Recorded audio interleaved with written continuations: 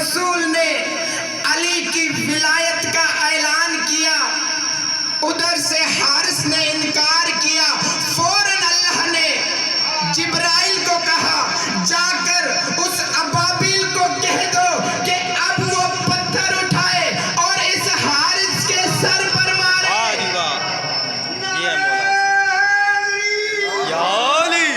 تو یہ پتھر وہی تھا جو ابابیل اپنی چونچ میں لے کر اللہ کے حکم سے غار میں انتظار کرتا رہا۔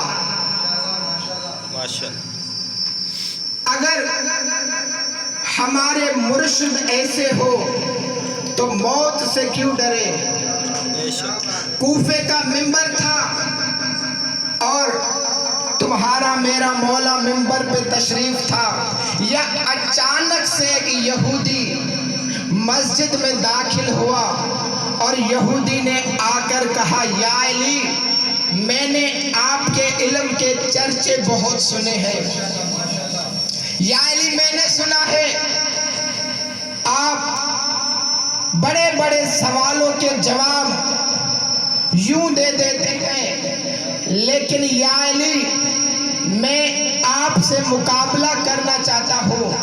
توجہ فرمانا، یہ یہودی کی جرت ہے کہ علی کے سامنے آ کر کہتا ہے یا علی میں آپ سے مقابلہ کرنا چاہتا ہوں۔ سنو گے مولا نے کیا فرمایا؟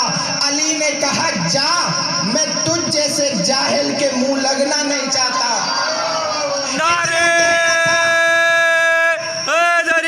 اتنا کہنا تھا کہ نیچے بیٹھے ہوئے صحابیوں نے کہا یا علی اگر یہ یہودی اتنی جرت کر کے آپ کے سامنے آیا ہے تو یا علی اس کا مقابلہ کر دے۔ علی نے فرمایا اچھا تو مجھ سے مقابلہ کرنے آیا ہے؟ علی نے اپنا خالی ہاتھ اس کے آگے کیا، علی نے اپنا ہاتھ پیچھے کیا اور مٹھی کو بند کر کے علی نے کہا بتا اب اس مٹھی میں کیا ہے؟ اس یہودی نے اپنی آنکھیں بند کی اور آسمانی کتابوں کا مطالعہ کیا۔ اب صحابہ کی نظریں اس یہودی پہ تھی، اس نے اپنی آنکھیں کھولی اور کہا یا علی جب آپ نے اپنا ہاتھ پیچھے کیا تھا تو آپ نے فلاں پہاڑی سے فلاں پرندے کا انڈا اٹھا کر آئے ہیں، فلاں پہاڑی سے فلاں پرندے کا انڈا جو آپ کے ہاتھ میں ہے۔ اب صحابہ کی نظریں علی کے ہاتھ میں ہے کہ علی ہاتھ کھولے اور دکھائے کیا اسی پرندے کا انڈا علی کے ہاتھ میں ہے؟ علی نے ہاتھ کھولا تو اسی پرندے کا انڈا علی کے ہاتھ میں تھا۔ یہ دکھانا تھا کہ یہودی نے اپنی زبان کو حرکت دی۔ یہودی نے کہا یا علی اتنی سی باتیں بتا کر آپ دنیا میں امیر المومنین بن کے بیٹھے ہو، اتنی سی باتیں بتا کر آپ دنیا میں مولا بن کے بیٹھے ہو، اب کہہ دو اپنے نوکروں سے کہ مجھے مولا مانے، کہ مجھے امیر المومنین مانے۔ اتنا کہنا تھا کہ علی نے اپنا ممبر چھوڑا اور اس کے سینے پہ ہاتھ رکھ کے علی نے کہا اچھا تو جب گھر سے نکلا تھا تو یہ ارادہ کر کے نکلا تھا کہ علی کو میں آج ہرانے جا رہا ہوں، کہ علی کو آج میں ہرانے جا رہا ہوں۔ علی نے کہا اللہ نے وہ روح پیدا ہی نہیں کی جو علی کے سامنے بول سکے، جو علی کے سامنے بول سکے۔ علی نے وہی انڈا اس کے ہاتھ میں رکھ کے کہا اگر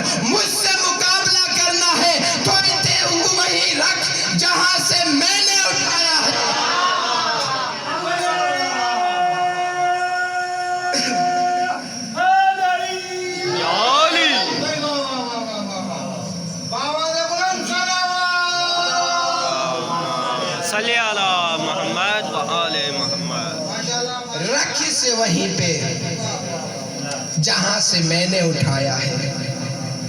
اگر مرشد ایسے ہو تو موت سے کیا ڈرنا۔ یہ 14 وہ ہیں جنہوں نے ہمیں بتایا کہ اللہ کیا ہے۔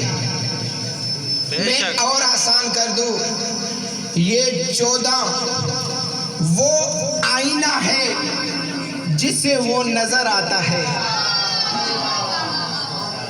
انہوں نے بتایا کہ اللہ کیا ہے، انہوں نے بتایا کہ اس کی عبادت کیا ہے۔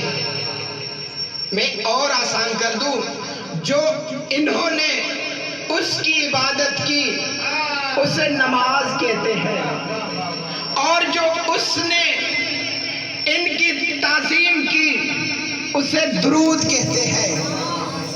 یہ سکھاتے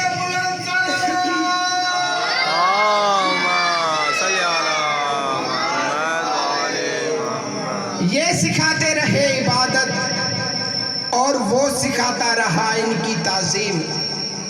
انہوں نے بتایا کہ نماز کیا ہے، اس نے بتایا کہ ان کی تعظیم کیا ہے۔ جو انہوں نے اس کی عبادت کی اسے نماز کہتے ہیں، اور جو اس نے ان کی تعظیم کی اسے درود کہتے ہیں۔ یہ سکھاتے رہے عبادت، اور وہ سکھاتا رہا تعظیم۔ یہ سکھاتے رہے عبادت، اور وہ سکھاتا رہا تعظیم۔ میں دلیل دے دوں، نبی تھا سجدے میں اور حسین پشت پہ۔ سبحان اللہ۔ نبی تھا سجدے میں اور حسین پشت میں۔ میں اور آسان کر دوں، عبادت سجدے میں تھی اور تعظیم پشت پہ تھی۔ عبادت پورے جوبن میں تھی اور تعظیم ابھی بچپن میں تھی۔ میں آسان کر دوں، کائنات میں سب سے بڑا نمازی عبادت گزار رسول ہے،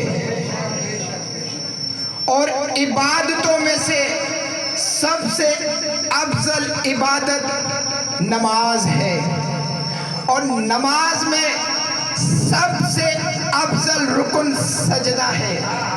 اب سمجھ میں آئے گا، نبی تھا سجدے میں اور حسین پشت میں۔ عبادت پورے جوبن میں تھی اور تعظیم ابھی بچپن میں تھی۔ بچپن کی تعظیم نے عبادت کی آنکھوں میں آنکھیں ڈالی، اور بچپن کی تعظیم نے یہ بتا دیا جب تک میں عبادت میں نہ رہوں وہ عبادت عبادت نہیں۔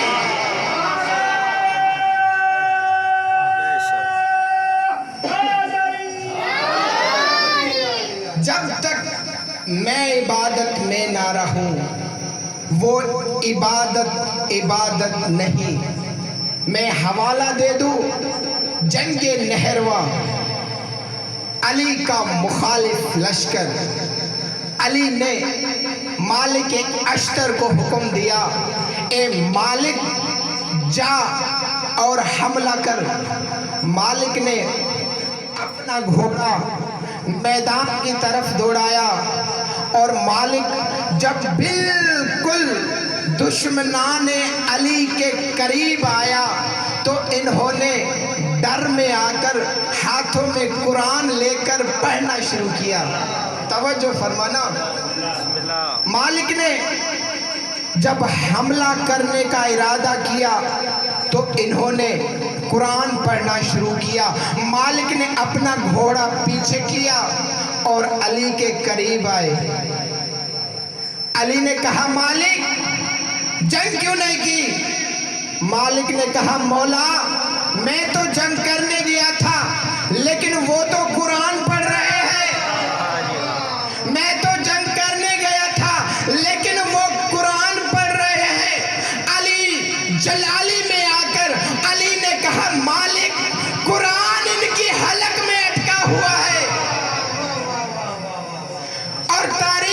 کہتی ہے علی بجلی کی تیزی کے ساتھ گھوڑے کی زین پہ آئے. علی نے اپنا گھوڑا میدان کی طرف دوڑایا. مالک نے اپنا گھوڑا علی کے پیچھے کیا اور مالک بالکل علی کے قریب آئے اور کہا یا علی جنگ میں بھی کر سکتا تھا, یا علی آپ کیوں جا رہے ہیں؟ علی نے کہا پھر آپ نے جنگ کیوں نہیں کی؟ مالک نے کہا مولا میں جنگ کرنے گیا تھا, وہ قرآن پڑھ رہے تھے. علی نے کہا قرآن ان کی حلق میں اٹکا ہوا ہے. بھاگتے گھوڑے کی زین پہ مالک نے کہا یا علی اتنا تو بتاتے جائیے, ہو قاری پڑھے قرآن اور قرآن حلق میں اٹک جائے. واہ جی واہ. علی نے بھاگتے گھوڑے کی زین پہ سنایا مالک کیا تجھے یاد نہیں ہے جب میرے آقا نے فرمایا تھا القرآن مال علی, علی قرآن کے ساتھ ہے اور قرآن علی کے ساتھ ہے. جب بھی کوئی قاری قرآن پڑھتا ہے قرآن اس کی حلق میں رک کر دیکھتا ہے. اگر دل میں علی ہے, اگر دل میں علی ہے تو اتر جاتا ہے, ورنہ گلے میں پھنس جاتا ہے. واہ جی واہ.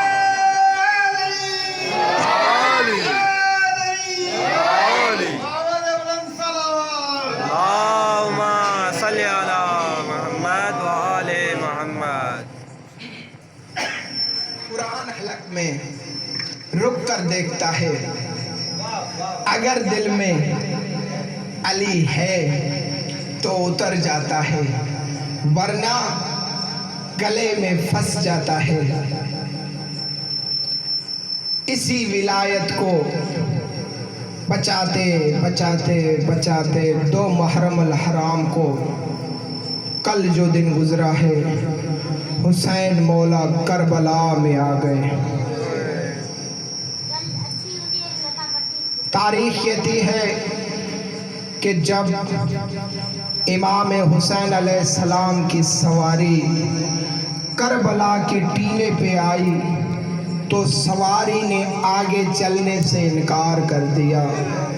تاریخ کہتی ہے 7 گھوڑے 7 سواریاں حسین نے بدلی لیکن سواری آگے نہیں چل رہی. حسین اترے اور کربلا کی ریت اپنے ہاتھوں پہ اٹھائی اور سونگ کر مولا نے ایک بار پڑھا انا للہ و انا الیہ راجعون. عزادارو, حسین نے کربلا کے رہنے والوں قبیلے بلوائے اور کہا یہ زمین میں خریدنا چاہتا ہوں, لیکن اس زمین کو کس نام سے پکارا جاتا ہے؟ کسی نے کہا نینوا, کسی نے کیا کہا, کسی نے کیا کہا. ایک بزرگ اٹھا اور جس نے کہا مولا اس زمین کو کربلا بھی کہتے ہیں. ارے مولا یہاں سے ہر نبی گزرا لیکن روتا واپس چلا گیا. عزادارو سنو گے, حسین مولا نے وہ زمین 40 دینار میں خریدی. تاریخ لکھتی ہے کہ 40 دینار میں حسین نے وہ کربلا کی زمین خریدی. جب خریدی تو بی بی زینب نے کہا بھائی اگر اس کا نام جاگیر علی اکبر رکھ دے تو. عزادارو اس کربلا کی زمین کا نام رکھا گیا جاگیر علی اکبر. اس کے بعد امام نے کچھ لوگوں سے وصیتیں کی. امام نے کہا اے لوگوں, اگر میں 10 محرم کو شہید ہو جاتا ہوں تو اتنا کرنا کہ کسی بہانے میری لاش کو دفنا دینا. اس کے بعد عورتوں سے خطاب کیا. امام نے کہا اے عورتیں, اگر آپ کے مرد یزید کے ڈر سے یزید کی حکومت کے ڈر سے ہمیں دفنانے نہ آئے تو پانی کے بہانے آ جانا اور ہمیں دفنا دینا۔ اس کے بعد امام نے بچوں سے خطاب کیا، اے بچوں، اگر آپ کے ماں باپ یزید کے ڈر سے ہمیں دفنانے نہ آئے تو آپ کھیلنے کے بہانے آ جانا اور ہمارے لاشوں کے اوپر مٹی پھینک دینا۔ آپ کی کھیل بھی ہو جائے گی، آپ کی راند بھی ہو جائے گی اور ہماری لاشیں دفن ہو جائے گی۔ عزادارو، اسی اسلام، اسی دین، اسی توحید کو بچاتے بچاتے 10 محرم کو جب سارے فوج شہید ہو گئی نا، امام حسین علیہ السلام ایک بار کربلا کے ٹیلے پہ آئے اور صدا دی، حل من ناصر ینصرنا، ارے کوئی ہے جو مجھ غریب کی مدد کرے، ارے کوئی ہے جو مجھ غریب کی بہنوں کو مدینے پہنچائے۔